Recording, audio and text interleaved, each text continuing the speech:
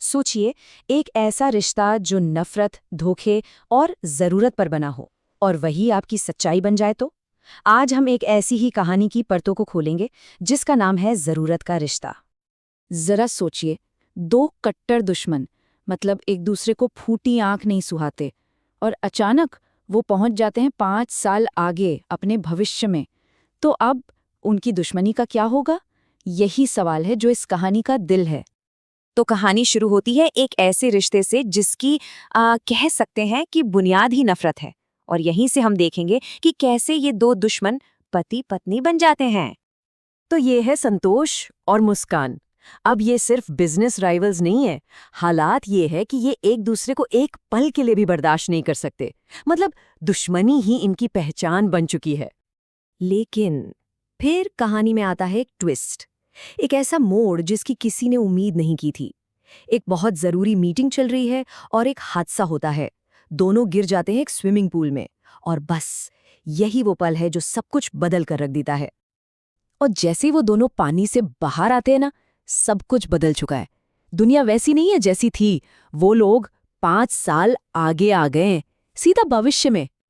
अब उनके सामने एक ऐसी सच्चाई आती है जिसके लिए वो बिल्कुल भी जरा भी तैयार नहीं थे।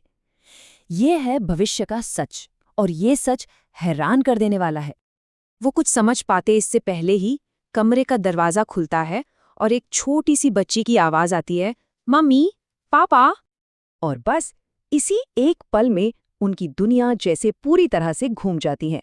वो अब सिर्फ दुश्मन नहीं है, वो एक शादीशुदा कपल है, और ये बच्ची उनकी बेटी है। एक ऐसा सच जिस पर यकीन करना नामुमकिन है। लेकिन सवाल ये है कि क्या ये सच उतना ही सीधा है जितना दिख रहा है, या फिर इस रिश्ते के पीछे कोई बहुत गहरा राज छुपा हुआ है? तो चलिए अब इस सच्चाई की परतों को एक एक करके हटाते हैं। मुस्कान को अब शक होने लगता है, और ये शक गहराता जाता है। सबसे पहले उसे संतोष के फोन में बच्ची के नाम का एक क्लू मिलता है। फिर पता चलता है कि अरे ये बच्ची तो संतोष के कजिन की एक्स गर्लफ्रेंड की है।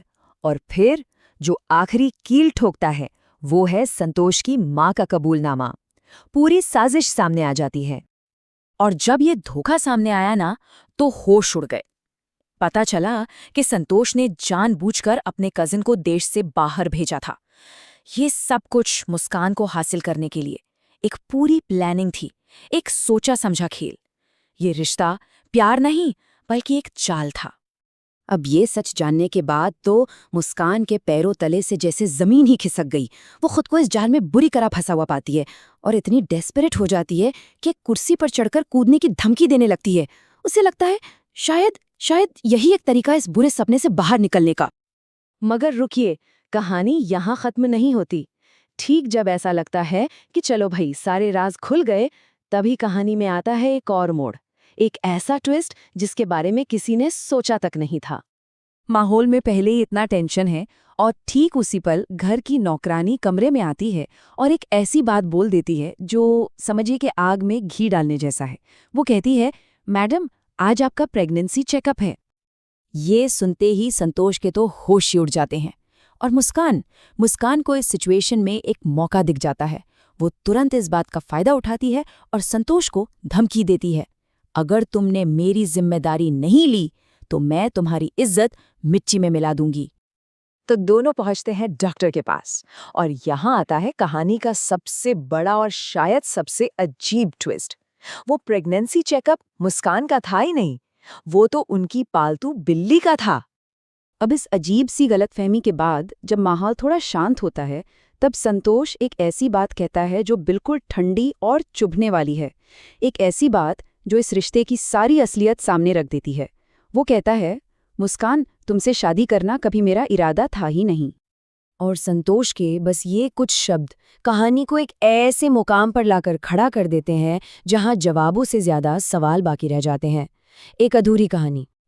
उसकी ये शब्द एक तीर की तरह सीधे मुस्कान के दिल में जा लगते हैं, और इस रिश्ते की कहानी को एक ऐसे अनजाने मोड़ पर अधूरा छोड़ जाते हैं जहां से आगे क्या होगा कोई नहीं जानता।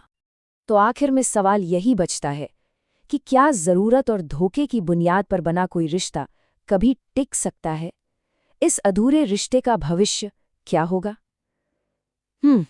इसका जवाब कहानी ने हम पर छोड़ दिया है।